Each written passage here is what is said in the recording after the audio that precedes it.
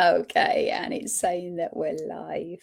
So, welcome everyone. If you're watching this, I'm so excited about today's live. Super excited to have Dr. Laure with us, who is a sleep vet specialist.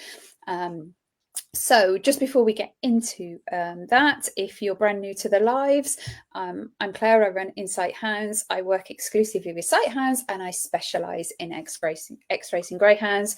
I'm based about 10 minutes from the NEC, but I work with customers online all over the country. And Lauren, Sarah's just putting herself on Facebook and sharing it to her page. So while she's doing that, Lauren, can you introduce a little bit more about yourself and what you do? Yeah, so thank you for starters so much for having me on. It's absolutely wonderful to be here. As you so lovely said, I am the sleep vet. There's not many people specialising in sleep in the veterinary space, which I think is sad because it's such a fascinating topic. Why we're going to talk about it tonight. So my background is I am a vet by trade, but I also spent some time making human healthcare mattresses. So I always joke I am the probably the most knowledgeable person in the world about dogs and mattresses simultaneously. So I have my company now, Vet Relief, that I set up 2 years ago now. So we make sleep hygiene products, and then I also lecture on sleep and get to do cool stuff like come and talk to you guys, which is fun. We're so excited. Thank you so much, Lauren. So I'm Sarah Hawkins. I run Berkshire Dog Training in Reading in Berkshire. Also key for me is the sleep for a lot of my clients who have got young dogs, very much interested in this topic. But it'll be really interesting because I think it will bring to life a lot more about the older clients I have. We've been very patient, haven't we, Claire, to get you on board. So what penultimate for 2025? You're our penultimate live. So here we go. So everyone who's gone before me has set a high bar for me to follow. No pressure. So, Lauren, if people are, as I say, the sight hound community, sleep is such a big topic of conversation. So, and I think we were talking earlier that it is from a human point of view as well. So, can you just give us a bit more about the sleep, behind the scenes of sleep, for want of a better word? Yeah, absolutely. Bedroom door, isn't it?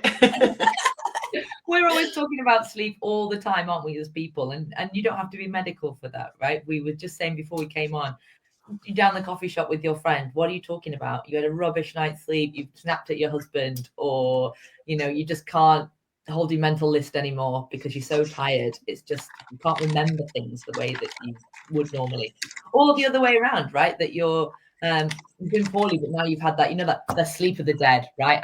I would say I was zonked.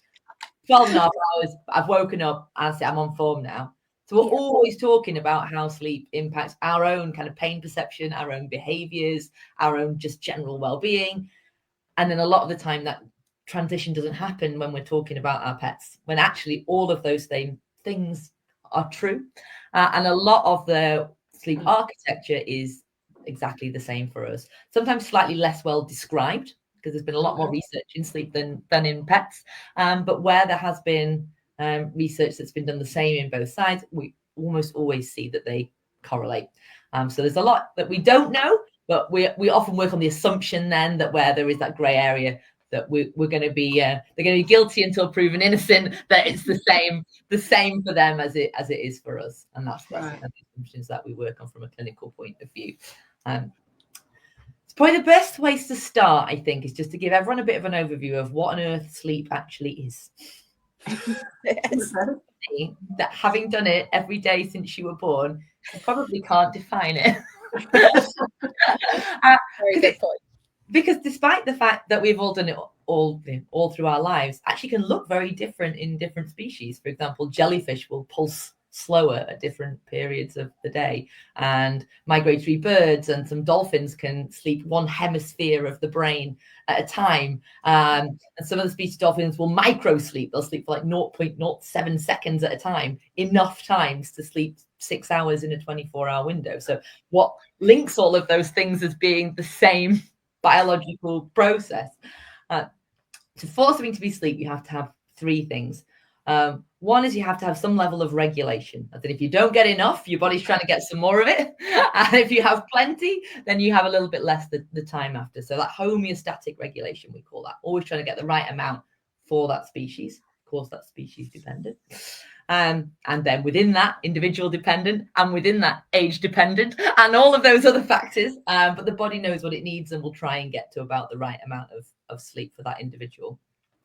The next is ease of reversibility. So that is what separates it from like coma, hibernation, anesthesia, seizure, all of these things that are reduced states of consciousness, but not quite so easy to be brought round from. If you think of sleep startle, which we will, of course, Claire, cover. Yes, please. Very rapid reversibility insight hounds sometimes to their detriment. They come round faster in one part of the brain than the other, actually. So we will cover that in a bit more detail. And the other thing being a posture or pose that's associated with that species. So for us and our dogs, that's lying down, eyes generally closed, although of course sighthounds, again, why are they always the odd ones out, will of course sleep with their eyes open, upside down, legs in the air, eyes open. Exactly, they always have to have their own way of doing things, don't they? They do. So once we've got all these three things, that means that we've got sleep. Have you heard of the term sleep cycle? Yes. That's something, yeah? Only because I've done training with you. We hear about in human sleep as well, or when you've got young babies, they say, oh, make sure you let them sleep for one sleep cycle, or they say if you're going to nap, you need to nap for a whole sleep cycle, or you're going to wake up groggy because you come through from deep sleep. So it's a thing that we hear about when we talk about human sleep all the time, but we see the same in dogs. And it just means that there are different stages of sleep that they go through while they're unconscious. So we're going to talk about those first, and then I'm going to tell you why I hate the phrase sleep cycle. Oh, okay. I'm going to teach you, and then we're going to unpick it. If that's all right. That's brilliant. So the way that sleep works is we have to start off with just the period of going from being conscious to unconscious. This is known as N1 sleep. So you just have to have this period of being, I've gone from being awake to not being awake. If you haven't got that, you're definitely not asleep.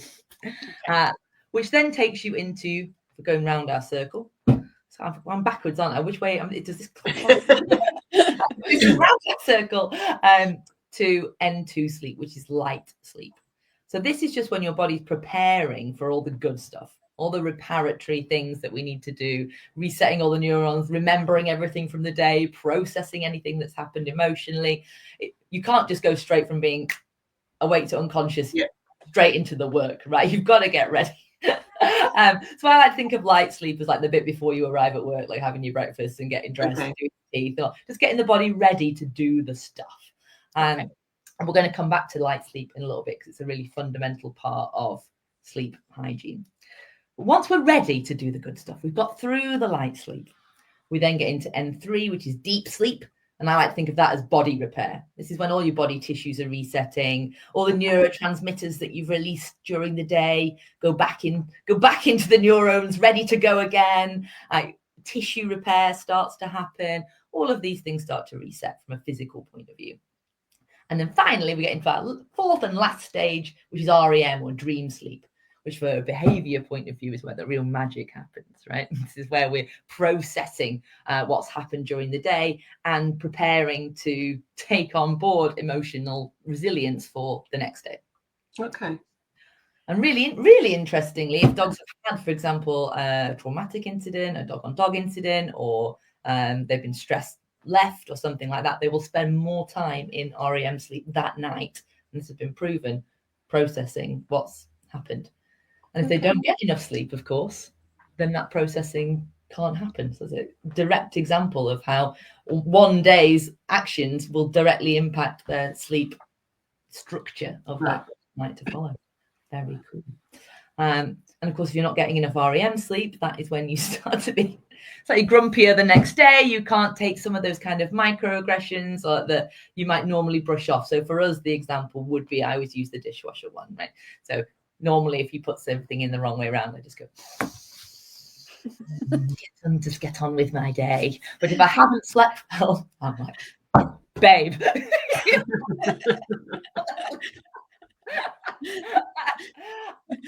I am not had enough sleep to be able to take that kind of, absolutely, to be, and I become overstimulated, I become overwhelmed much easier, and that is absolutely what happens in our dogs as well.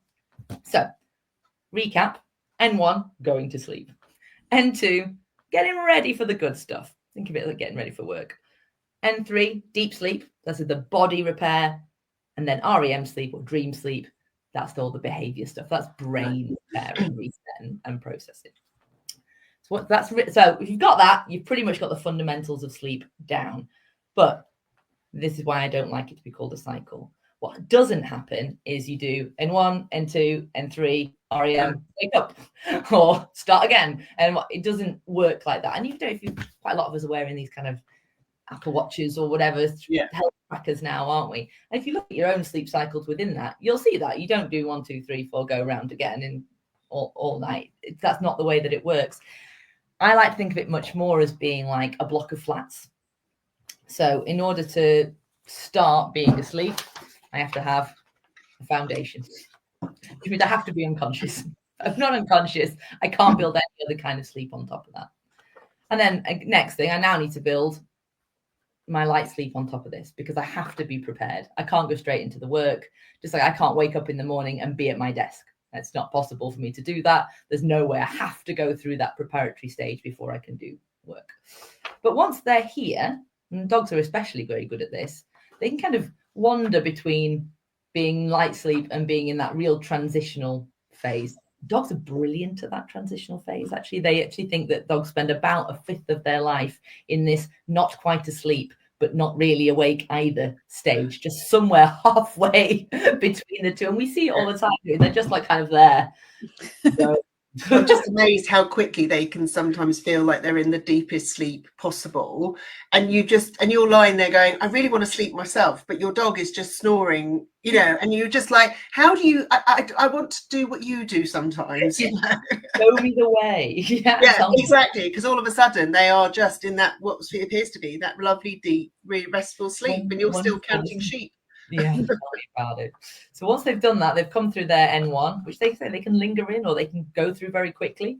They've done their preparatory stage, their N2, then they can add deep sleep on the top. So we've now got a nice tall sleep tower, because now they're gone up and built up and we're doing deep sleep now. But they can move from deep sleep now back down and do a little bit more light sleep. They can even come really light and go back into almost transitional phase. And they can now move, think about some steps between these floors. They can move up and down. And finally, we build REM on the top, or dream sleep.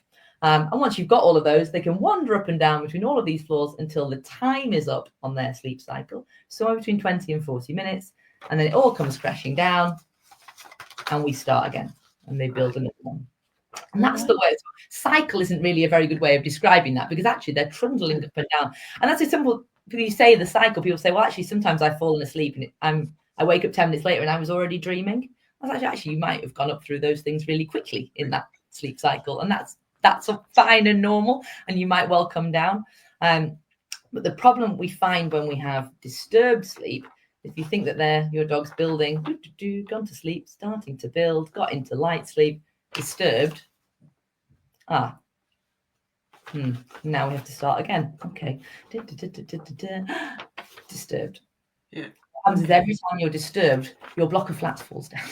Yeah. Which means you can actually then spend quite a long time building through the night, building, and spend a hell of a lot of your time in light sleep. And actually, light sleep, it's better than nothing, but it doesn't make you feel great. And that's why when we find that disturbed sleep, and if you've had puppies of your own waking you up all night, your own babies, or slept near a train line or something for a couple of nights in a cheap hotel or whatever it is, if you are disturbed all the time, you might have your watch or whatever saying, you might have got 6.5, 7 hours. It's not that bad. Actually, you feel rotten. Yeah. And it's because you spent all that time in light sleep because you weren't asleep long enough to access the reparative deep sleep on the REM sleep. And of course, REM comes last. Sorry, guys. The good stuff. Claire, I think that makes so much more sense, that block of flats analogy. Yes. It really does, because, personally, sleep is really difficult for me because of certain things that are going on in my life. And so I can see that element was missing, which was making me very irritable. I think we've all been there, Sarah. You're not alone. But yeah, and I've never heard of that analogy before. Yeah, and explains why some, when we look at people, dogs, how different people need different amounts of sleep to other people, and they sort of go, oh, if I've had a good night's sleep, I had X number of hours of solid sleep, but that can be different for other people. And again, kind of going back to the dogs as well, that the sleep quality is different for each species, and so on and so forth. Yeah, fascinating. I could talk about this all day to be honest. And it's what's really interesting is that there's a protective mechanism around N2 sleep. So and that's our light sleep. Remember, this is our bit when we're getting ready for work, as we said. Yeah. So that's at that point, all of your blood, and in a dog's case, all their blood is draining away from the brain. It's going into the tissues to get ready for the repair stage. But you've still got a lot of sensory input, right? When you're in bed, the stuff coming at you doesn't stop. The truck still rolls down the road. The cat still meows outside the door. Your pajamas still rub on your skin. Your partner still gets up to go to the loo. So what we have in the dog's brain is this really cool structure called the thalamic reticular nucleus. And I promise I won't go too scientific here, but I am going to mention it because it's really cool. I'm going to call it the TRN just so that I don't trip over my own words. Remember that, TRN. Okay. Yeah, the TRN. So the way the brain works is that all of your sensory input goes to a bit called the thalamus. I always do this because I think it helps people remember. This is your thalamus. Oh yeah, thalamus. And the job of the thalamus is all the sensory stuff comes in. Everything you smell, everything that you touch, everything that you taste, everything that you hear, everything that you see, all comes into the thalamus. And its job is to sort all of that out and send it to all the right bits of the brain for processing. Now, if you are in early sleep stages, you're really not interested in any of that information, right? You don't want to hear the truck. You don't want to feel your partner getting out of bed to go to the loo. You don't want to feel your pajamas on your skin. You want to go to sleep, right? You don't want to be woken up. So your TRN, it's really clever. It's wrapped around your thalamus, and it works like a portcullis on a castle. And it protects the thalamus. And when you are sleeping, it creates these things called sleep spindles, which are one of my favorite things in the whole world, rhythmic firing. And they basically act like a gate. So you've got all this sensory input coming in. And the sleep spindles are like, absolutely not. We're not interested in that at all, and protect the thalamus from all of that incoming sensory information so that you are not disturbed in light sleep. The body has a whole mechanism for that. And it's what's really interesting is we see that in dogs who are sleep deprived, their TRN doesn't work very well. So what happens if you are already sleep deprived, your portcullis, you're protecting your thalamus from all of this sensory stuff, starts to get a few holes in it. So we start to see then that stuff that might not have roused a dog when they weren't already sleep deprived might now start to break through. They call it sensory gating. It breaks through the sensory gate and actually then is processed. So now you are being woken by somebody getting up to go to the loo that might not have woken you before, which is a really interesting, depressing thing. Wow. Fantastic. Fabulous. So I think Sarah's just asking if anybody's got any questions. Wow. That is amazing. So that is a really good, thank you. I love the apartment analogy. And so basically the less sleep that you have, the harder it is to get good quality sleep, because you're going to struggle to do that. So the more disturbed sleep you have, you're not going to fall asleep as well in the future. 100%. And not only that, if you think about what was happening in deep sleep, I said we clear things like the neurotransmitters, right, that are flooding around in our brain. A lot of your sensory things, for example, your pain sensors, right? So they are quite an excitatory neurotransmitter, as you can imagine. So if you've got pain conditions, they're firing all day, but sleep helps you put all those neurotransmitters back. If you're not sleeping well, you end up with this kind of pain neurotransmitter soup going on in the brain. And then when you wake up in the morning, instead of them all being gone and ready to start again, you have some left over that were already floating around, which means you start to perceive pain more strongly, even though the pain itself might be exactly the same. Because you've got this neurotransmitter soup going on in your brain, you actually find that pain is perceived to be more than it was, despite the original insult being exactly the same. Right. And like for humans, we do have this like between a 7 and 9 hour window.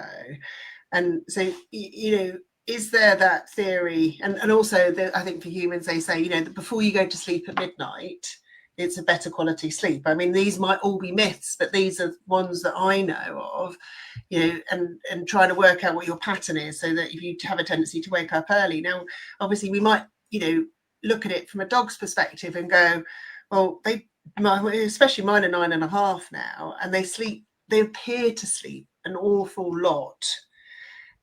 And I also then at the other end, when I'm working with my young dog clients, you know, they say, well, they seem to be sleeping, you know, but enough, but they just want to play, or I want to keep them entertained. I kind of understand. I believe I need to keep them sort of, you know, if I play with them more, then they'll sleep more tired. Yeah, I think, you know, so there's a couple of things I've just thrown at you there, Lauren, but, you know, like the first one is about like the volume of sleep that we kind of how's it compared to humans and dogs in that sense, but also that, you know, if I tire them out, will that be better quality sleep, I guess, in that sense? Yeah, absolutely. So you definitely hit the nail on the head a lot of times there, which is great.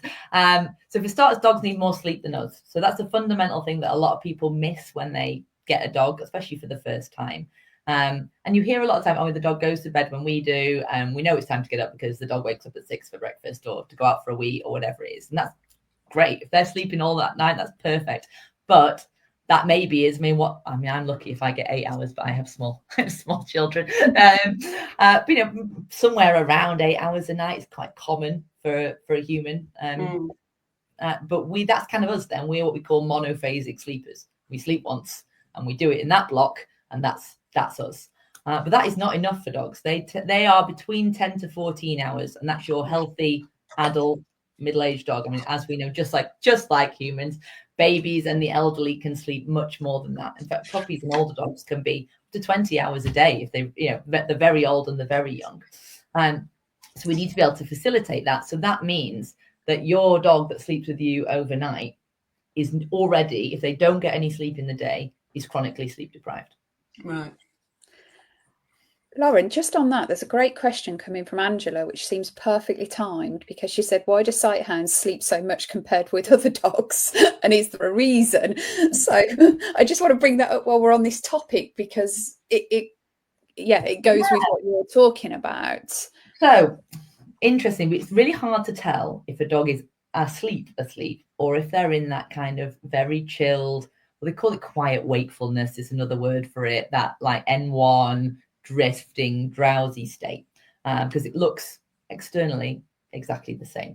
And the only way you can actually tell if they are asleep is with proper probes, which we're not going to be doing. No one's going to give ethical consent for that, and for good reason. And so it's actually very difficult to know how much time a dog is asleep. You can really only say how much time they're resting. So we'll talk about rest requirement rather than sleep requirement, because the prevailing belief is that the sleep requirement is probably very similar across species. It's the rest requirement that changes. So not species, but breeds. But it's the rest requirement that changes.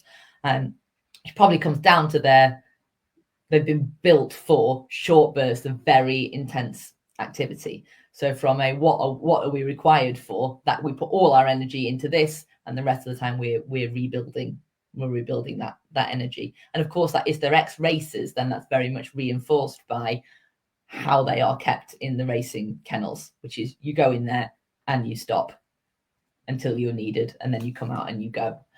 So they're not only are they bred for it genetically, if they come from that background themselves, they're also had that trained into them as well. Like a nurture side, nature and nurture combined. Yeah, absolutely. It would just make them wonderful pets. I have to say, big soft spot.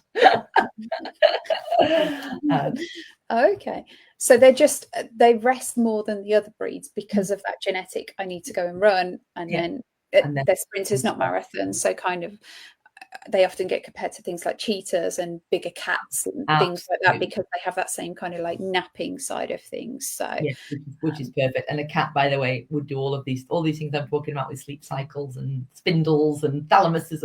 All of that is cats as well. Okay. Anyway, I know you're all very dog people, but if any of you've got a cat, this is just relevant. No, that's brilliant. Thank you. Definitely not with a sight hound. Unlikely to have a cat. Or if you have, you've got a very fast one, probably. Yes. Or a natural climber, maybe. Yeah. Oh dear. We've had another question come in that says, what would your sleep expectations be for a recently rescued dog, and does stress affect sleep? So I think you've already mentioned that pain can affect sleep. Yeah, so pain certainly will affect sleep. As we all know, if you've had a sore neck or whatever, it will wake you. Even the best TRN in the world can't get past a really painful joint. But we know that poor sleep will reduce that threshold for where pain will break through. But stress also, absolutely. You end up in a very hyper-vigilant state. I liken it to sleeping at home versus sleeping at your mum's versus sleeping in a hotel room. Home, fine, super safe. Your mum's, you recognise it. You probably, you may well have grown up there. You spend a lot of time there. It might be your childhood bedroom. It's not quite the same as being in your own bedroom, but safer than a hotel room. You find you're in your local travel lodge and you can just hear everything, can't you? The drip of the tap, or if the heat's slightly up, you just can't sleep properly. And that's because your brain is in this really hypervigilant state, which basically tries to keep you in the early sleep stages so you're easier to rouse in case something happens. So you can end up with a dog that gets quite a lot of hours, but how much time are they spending in each of our different stages? They tend to spend more time in light sleep when they're hypervigilant. Would that be the same then, Lauren? Because I've mentioned to Claire that I've got the privilege of working with a lovely lurcher puppy. So it's a nice tie-in to the connection that Claire and I have with her passion for sight hounds. And they've done an amazing job with getting this beautiful pup to be in the den, and sleep in there. And she goes in there willingly and loves it. And it's a fine balance between then that they're getting the cuddles on the sofa and kind of, and having that relationship and bond. But, how does that fit in then with regards to the den being the bedroom, for us, our home bedroom, and I guess the sofa's the potential family home or the hotel, I guess. Yes, I think exactly. I think we talked just very briefly before about dogs being polyphasic sleepers, right? So overnight isn't enough for them, which means they fundamentally have to have quality sleep in the day. They will usually take that more likely in the afternoon because they've built up quite a lot of sleep overnight. They tend to be fairly awake in the morning, and then we'll start to nap more and more, heading towards an evening routine. So that's worth taking into account. So if they're looking sleepy in the early afternoon, that might be time to say, actually, you probably need some really good quality sleep here. If they just want to snuggle with you at 10 a.m., they're probably still pretty well rested from their time overnight. So time of day can be really helpful for kind of making some of those decisions for them and say, actually, where should we be having this rest? But also, you know what? A good cuddle, the endorphins from a cuddle and how that's going to make you feel.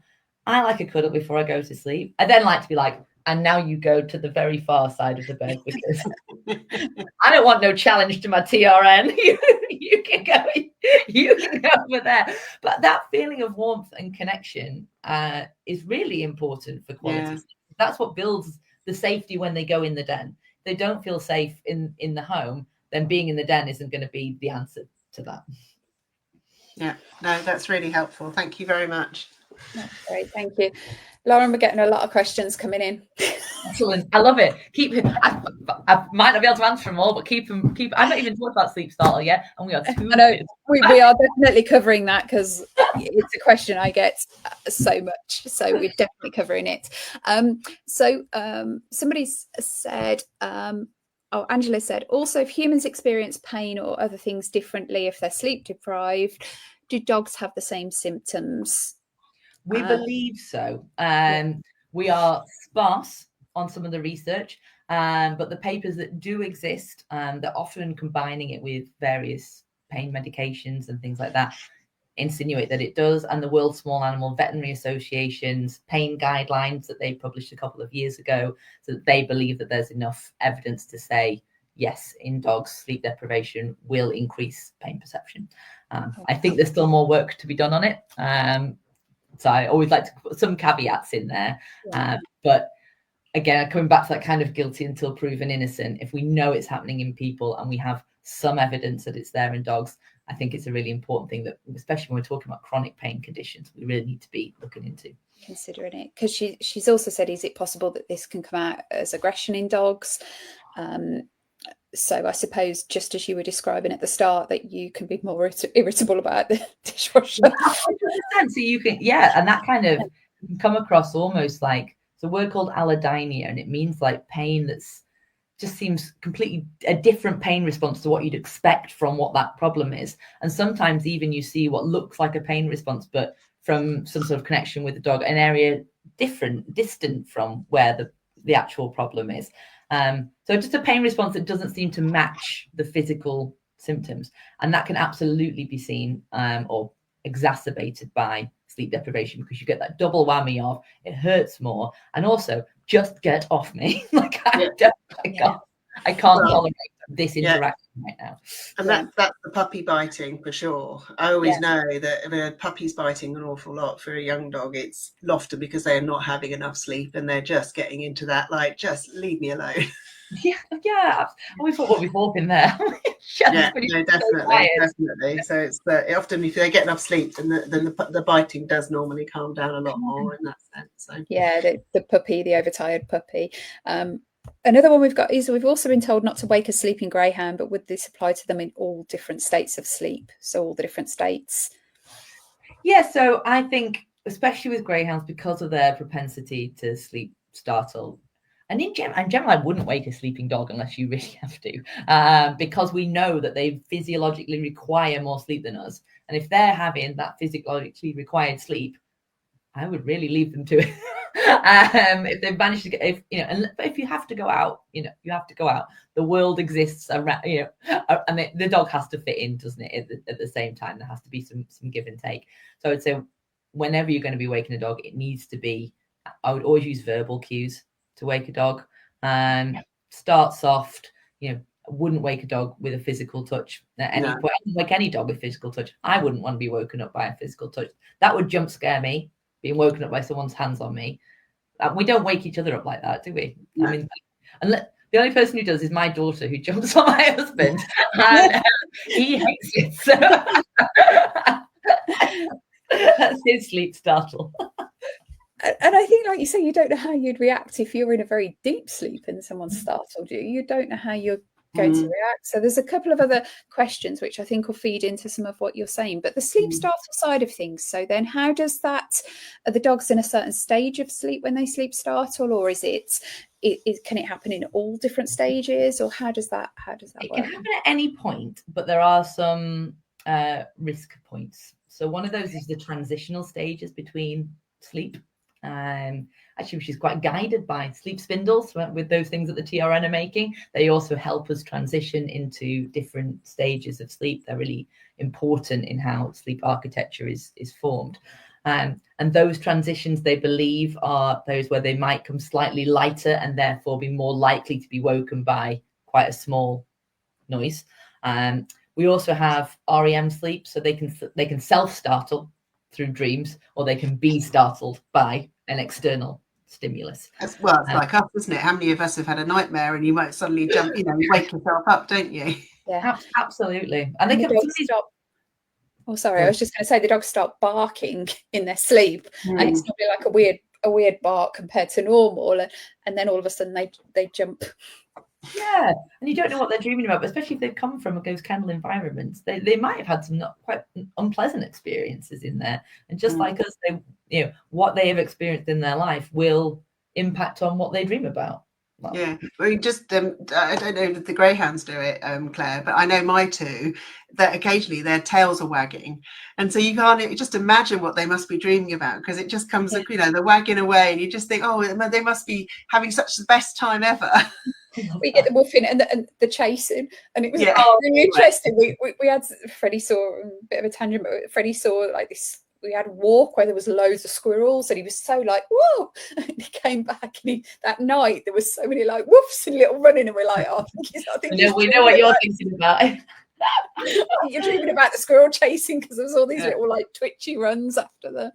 So yeah, so the sleep startle, they can be in different stages, but is it basically so they can interrupt themselves and kind of jump out of it, which is why we get that kind of aggression kind of response, or it can be quite light and a human's interrupted that, and that can cause it. Yes, absolutely. This can be an external thing or an internal thing that can happen. The vulnerable periods are when they're dreaming and between sleep stages. They believe it's quite hard to track, because like we said earlier, the only way you can really find out what's going on is probes, and it's kind of that no one's going to be doing that research, I don't think, anytime soon. But they believe that between those stages you create this kind of period of vulnerability, where your startle response might be heightened. And of course, if you've got greyhounds that are perhaps new to a home or have had some traumatic experience, I'm talking about sighthounds here, but of course, Sarah, this is just as relevant for any of your cases, where they've got that kind of hypervigilance and a bit more fragmented sleep, and they aren't sleeping as well. They're going to have more of those periods where sleep startle could happen, because their sleep will be more broken. So because they're not sleeping well, they will therefore be more likely to startle, which will of course then wake them up. It can be you end up in quite a negative feedback loop with that. Which would make sense, where we see it a lot in, it can happen with any dog, but we see it a lot in newly adopted. So they've gone from like racing kennel environment to pet life. So as you say, they've technically gone from what was home to the travel lodge. And then the life is a lot more stimulated. And then, so we're not necessarily getting the sleep. So the spindles aren't there in the same way. And then so they're not sleeping as well. Plus there's so much more going on in the world, heightened state of, this is just new and different. Even if it's the most perfect home, there's a change there. And then that can trigger that. And these dogs, I mean, they've got huge prey drive, right? There's so much that they sleep with their eyes open a lot of the time. And those optic nerves, they're still working. The light is still coming in. So they can, even though they're asleep, they can still be startled by something visually. That prey drive means that what happens is when they are startled, so you've got kind of two things going on. You've got the, we're coming round, we're awake now, and you have a threat assessment center, which is your amygdala, which is your fight or flight center. So what happens in these guys is they're so attuned and they're so on it that the amygdala wakes up before the rest of the brain. So the fight or flight kicks in. That bit goes, what the hell's happening? Bite, snap, growl, bark, whatever it is. And then seconds later, the rest of the brain. And that's why you quite often get that. And then they go, oh, sorry. Right, that makes complete sense. Yeah, absolutely. And I think, yeah, totally. And I'm thinking a lot of the international rescues that we get in the UK, and then there's there's quite a popular rescues in my local area, and I think that transition, and travel and all that build up of how, they wouldn't have had much sleep over time, and trying to give them that adjustment. And you often get a dog and don't necessarily understand that they need a little bit more time and adjustment, rather than just going straight out on a walk, because we're so conditioned to think, oh, my dog needs a walk, this is going to make them feel better. And actually rest is likely to be a better medicine and support for them to adjust more successfully than actually taking them in to see the environment that is going to be too stimulating for them. Actually we need to just kind of work out what's going on, what the hell is going on. That's so interesting about that prey drive, and with them sleeping with their eyes open and still seeing. So again, the movement doesn't actually have to be, I think some people have in their head, well, if I physically touched the dog to wake them up, but I didn't physically touch them, I just went by them, but it's going to have that same quick so motion. For example, beds with a visual barrier, if you can put like a bit of their blanket over, or even a bed with a bolster, so that when they're lying there, you've got a visual barrier that can be really helpful. At the same time, conversely, just to kind of flip that, another way of looking at it though is if you've got a very anxious dog, they sometimes like to sleep back against the wall. I can see the door, because that makes me feel safe there. So that's very dependent on the dog, and I would leave that to. And some like the higher sofas. So I mean, that's great. There's a couple of questions. I was going to say there's a couple more questions, so let me go through those. If you want, I'll talk about Jane, because they're tied together. So Jane was asking about, how much sleep does the dog need? We covered that earlier, which was 10 to 14 hours. But she had a really good one that follows on from that just said, what are there any supplements that dogs can have? Because actually, magnesium is one that's recommended for humans to help sleep. Is there a supplement that to help dogs that you recommend? Again, I'm going to say we're shy on evidence.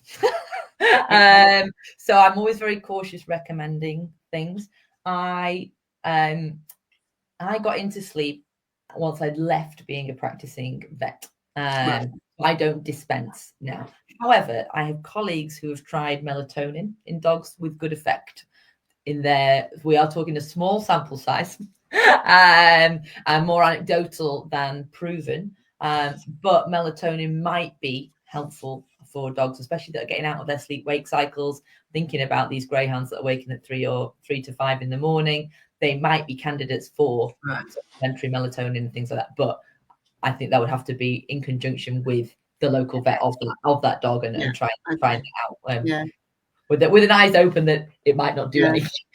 As with all supplements, there's always that. No, absolutely. And that prompts me, because again, coming back to the human side of things, I know my circadian rhythm. So that is, you want to be up with the daylight if you can, and go to bed when it goes dark. And so people who work night shift really struggle with their sleep patterns, don't they? Because their whole rhythm is out of the play. So I know if I wake up, I want to get out into that sunlight to make sure that my body knows that it's daytime. Absolutely. Do the dogs have the same type of thing? They 100% do. Yeah, absolutely. All of those things that you're talking about are completely the same for dogs. All the way that works in terms of light into the eyes and the parts of the brains that are stimulated, and the creation of melatonin to create their sleep-wake cycles are all exactly the same as what happens in a human brain.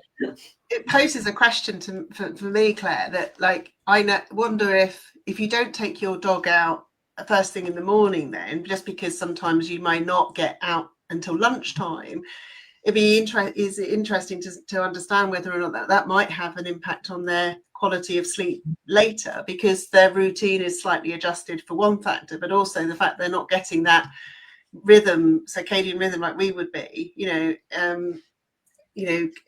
first thing in the morning. I would totally consider those sad lamps, that create the daytime light. If you've got, for example, dogs waking up very early in the morning, you want to transition their routines, light and dark cycling and controlling that with blackout blinds and lamps and getting out first thing in the morning is a really important way of starting to tackle that. Although I have to say, I always say the first thing, if you've got them working up really early, you just have to accept you're going to wake up really early for a little while, because this is not an overnight fix. And on average, I would suggest to move their routine by 15 minutes every 4 or 5 days. So if you're 3 hours out, it might take you the best part of 3 months to get them to where you want to be, but slowly and steadily. That makes sense. No, I totally agree. Steph has put a question in there. What about dogs that follow you around the house? When I move, so does Shadow. Will this add to his anxiety and reactivity? I think from everything you've said, the potential is if he's not getting enough sleep and those spindles aren't in place, then the most likely answer is. Yeah, and I think this is one of the things we saw during COVID, was that everyone thought it was great. Oh, my dog's going to be thrilled. I'm home all the time. And actually all these dogs were getting a really good 4-hour nap in the afternoon undisturbed. And suddenly no longer. There's a lovely research paper by Sarah Heath that shows owners waking their dogs from sleep because they're worried that their dogs are bored.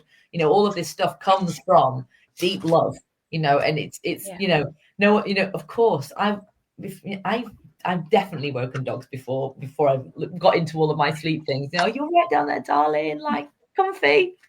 It was comfy, it was asleep. Like, what did I do that for?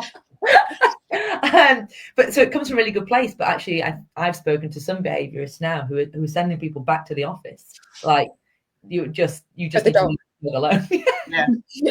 Oh, it's why doggy daycares can be such a difficult environment. Yeah. Very few are set up for dogs to get any kind of rest. Yeah, agreed with the nap. So many questions. This is brilliant. Thank you. So one of the things that we were talking about before that we wanted to talk about, that if these sleep routines are out and the dog isn't getting enough sleep, what are things that we can do to set them up for success from kind of our point of view as pet parents or pet guardians, or for trainers, for myself and Sarah, to recommend to really get that good quality sleep for those dogs and get a decent routine, so we're not getting all of these kind of issues cropping up? The first thing you said was a clean routine. Routine is a massive part of getting good sleep for us and for them. Sarah, you mentioned exercise earlier. So you don't want to be exercising just before bed, because that's just, you've got everything going. But getting some decent exercise in the early evening is a really lovely time. And then it's a bit of mental stimulation just before bed can be really helpful. Just get you make sure your brain tired and body tired. And this is all stuff we do for ourselves, right? Start to dim the lights. Think about what kind of sound you want to play overnight. Are they happy sleeping in the quiet? Some dogs like white noise. Some dogs like to have a radio on low. Those things can block out unusual sounds. So if you have got a dog that's sleeping poorly and maybe their TRN isn't doing a very good job of blocking new sensory input, actually, if you've already got low level noise and then something else is firing but it's below that, then that might not then break through. Like a fox running around the house. It's really common. If they've got something else playing, so that can be really helpful. Where your bed is, we've touched on this. Sarah, you mentioned things like the sofa versus being on the bed. I would always say make sure it's somewhere where if they do fall asleep, you've not got a lot of traffic. So dog beds in the kitchen are something I'm always like, think of that like a sofa. There's nothing wrong with having a dog bed in your kitchen. The dog will love to be in there with you guys hanging out. Like, what a home, what a fantastic place. And they should have somewhere comfortable to be. That shouldn't be their main bed, because who's in there? You putting the kettle on, clanking the pots, the kids are coming in from school, shoes everywhere. It's really hard to get quality sleep in the kitchen. It wouldn't be where I would choose to sleep anyway. So it's trying to make sure they've got different spaces that they can go to. And then, of course, the bed itself, my, of course, absolute love is dog beds and getting them right. I made a whole company around it. So our Ortholux beds are very much designed to support sleep. So we always tell people to measure their dog. We don't do, it's Labrador sized or a big one or a small one. Measure the dog, nose tip to tail base, add a couple of centimeters, and your bed needs to be at least that long. And that just means then that the dog can decide in whatever position they want to be in. Sometimes people say, oh, well, my dog sleeps curled up. I say, well, so do I, but I don't have a toddler mattress. Mattress, because then if I don't want to sleep curled up, I could. I've actually got a really good example of that behind me. So my boy, we've got a really tiny bed for his sister normally goes in it, but tonight he has gone in there, and he's literally curled up in a tiny little ball. But he's got two other beds that are huge, and the ones in our bedroom are massive. So overnight, we know we needed to have a bigger bed, but I mean, he's thoroughly enjoying the live, Lauren. Sorry. I was just going to say, so a lot of the beds have come from your research, from everything you did with kind of beds, and you were mentioning, I think possibly before we came on, that you've been involved in bed making for the care sector and for people with chronic pain, and for people that hospitals, end of life, all sorts of places, and understanding how important those beds are to that recovery or well-being of that particular person in that particular situation. So you've brought a lot of this science into your beds, haven't you? They've not just gone, oh, we've made a nice wide one. No, exactly. Well, it's trying to, we've really designed them for sleep quality, but to do that, we've really focused on it being supportive for joints, for dogs who might not feel confident using a lot of things. So it's really accessible for all dogs is what we've really tried to focus on. So there's a couple of ways that we've done that. So one is we've made them deeper as they get bigger. So that we call that walk on, walk off height. So you want it so that your dog isn't climbing up or climbing down in and out of the bed. But it just gives them, if it's a little bit higher, a bit of a boost. If you think of it like getting up from the floor versus getting up from, I said the yellow pages the other day, and a very young vet nurse looked at me like I'd grown another head. No. So I'm now having to say small stool. I grew like a grey eyebrow hairs when I realised she'd never heard of the yellow pages. But just it doesn't take a lot to make a big difference to how easily it is to mobilize. So if you've got a really low bed and you've got a dog with, for example, some joint pain or stiffness or whatever, actually getting up from the floor versus just being able to have front paws out and bums already halfway there is huge, because it's not just about sleep quality. We don't want them trapped there either. Mobilization is also a really important part of their life and routine. So we need to be able to get in and out safely. And that's, we also have a non-slip base. We always recommend that people also put non-slip things around the bed. We totally, especially if you've got dogs with joint disease, get a few yoga mats and chuck them around the bed. It just helps them feel super secure. And the foam that we've used, the way it works is it is really pressure relieving, and we've pressure mapped it and all that good stuff, all of the clinical evidence. But it also, when they put their paws on it, they don't just sink in, especially if they've got pain or they've got cognitive dysfunction, which is like doggy dementia. If they put their paws on something and it gives way, they're just like, no, I'm not. That is scary, and I'm not going to use it. So it needs to be supportive enough, again, for them to get in and get comfortable and feel safe to use it, but also to be able to protect their joints and spread all of that load across all of the less vulnerable tissues. So yeah, we've put a lot of time into it actually, which but we see the results. I get some fantastic feedback, and I get a lot of pictures of happy sleeping dogs, which makes my day. Oh, fabulous. That's really helpful. And if people want to find your beds, where can they find you and find your beds? Yeah, so it's Vet Relieve, www.vetrelieve.co.uk. We are on Instagram and Facebook at Vet Relieve UK. You can find me on @the Sleep Vet on Instagram as well. I'm always happy to chat to anybody about sleep, any time of the day, for as long as you'll listen to me. So please do. Anyone who wants to get in touch, please do. I'm always open to chatting to anyone. If they've got a dog that they want some help with, or if anyone's got a case that they want some support with, or just a lingering question, come and find me. Oh, that is absolutely fabulous. It's so fascinating, and I think there's been so much about the sleep startles, and so much has clicked in what you've said. It's really wonderful to be able to explain that in a much clearer way to people, and I think we've seen it there for so long, but it makes so much sense.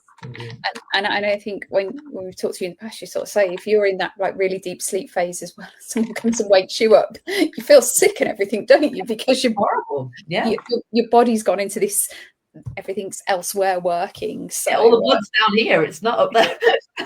And then the brain's like catching up, which is why you can feel like, oh. And I suppose the dogs have the same instance in that REM kind of stage of sleep as well. So interesting. No, thank you so much for your time. It's just been, I'm pleased you've enjoyed it. Absolutely fascinating. No, absolutely loved it. And thank you so much for coming along. And thank you to everyone that's asked some great questions. We've had some brilliant questions coming. So if you find more, ask them. Send them on. We'll keep an eye if you say that, we'll definitely be keeping in touch. Yeah, we'll keep an eye on the comments, and should any questions come up, we'll get in touch, Lauren and stuff. So, but no, really helpful. I think it's going to be a great one for people to watch back on as well. Yeah. So thank you so much. And Angela said thank you. That's really helpful and interesting. So lovely. Thank you so much for your time. And take care, everybody. Bye-bye. Merry Christmas. Merry Christmas.